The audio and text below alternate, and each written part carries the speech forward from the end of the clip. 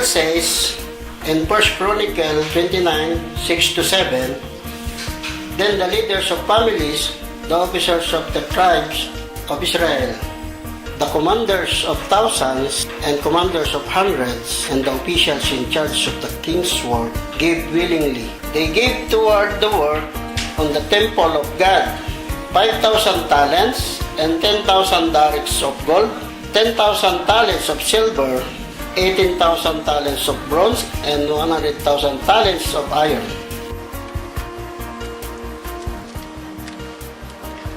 What does the Lord require of Israel in building His temple?